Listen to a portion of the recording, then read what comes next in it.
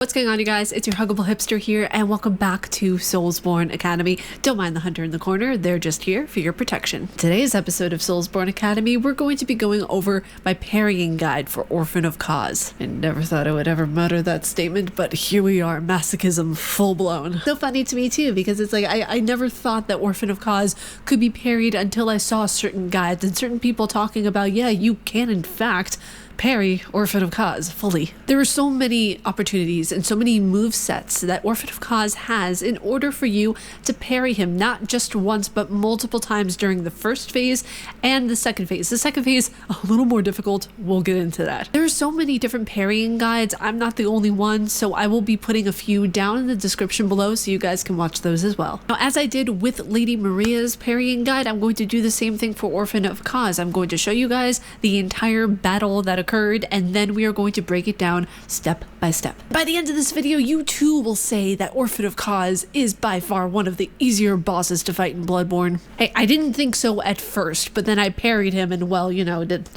he is one of the easier bosses to fight in Bloodborne, actually.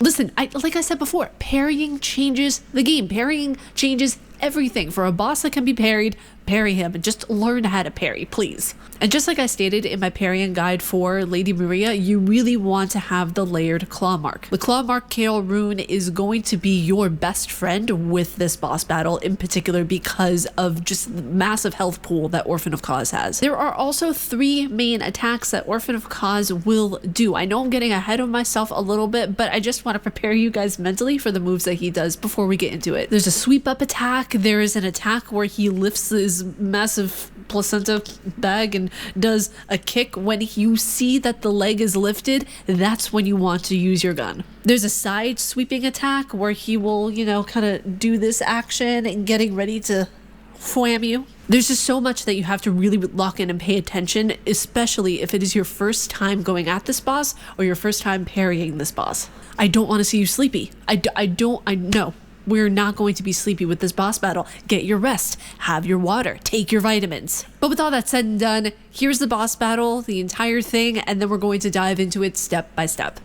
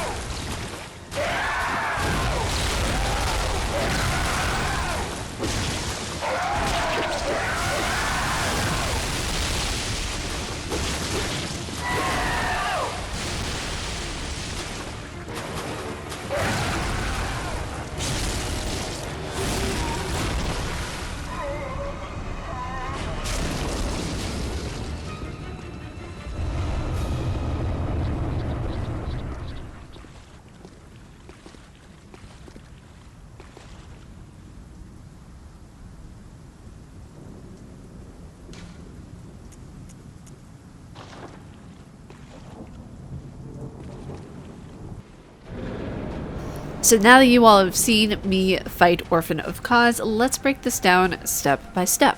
So his first move, it can be parried. As soon as you see him start to drag the placenta sac, that's when you want to go and you want to shoot him and parry him immediately. Look at that damage. I'm telling you, that claw mark is just incredible. Don't be afraid of this move. He jumps right over you. Just walk right underneath him. Now, this move is a common one that you will see throughout the first phase. He doesn't do it as much during the second one, of where he will put his arm across his body, and that is your signal to parry him. So you're going to see this one a lot. It's a very easy one to parry. Just wait for when he puts his arm across his body and try to keep a decent distance going underneath every jumping attack that he makes. Again, with the cross body move, it's very, very easy. This one I missed because I didn't make it in time to do the parry. He'll throw around and he'll place in the ground all these different pustules and everything like that. Just be aware of your surroundings and dodge where you can. Keep your distance. There's another point of where you can shoot him, easily get the parry. Thank goodness I was close enough this time. There's going to be different moments that you can take to your advantage, moments where you can risk trying to get a parry, but I would stick to the ones that I showed you because those are the safest ways to get a parry. A new one is coming up here of where as soon as you see his little leg go up, that is when you shoot. Now, Orphan of Kos is about to go into his second phase, and I do not say this lightly. Please do not get cocky during this part thinking, oh, I can parry him, I can do everything. No. You will be able to parry him. You just have to be aware of his attacks. Now, I am shooting very randomly the gun in this part of the boss battle because in all honesty, I was trying to guess where he was going to have his next parryable moment. That was one of them. That was very random because I did not know that that was going to be a moment that I could parry him. He'll do these slamming attacks, these swing attacks like you see right here.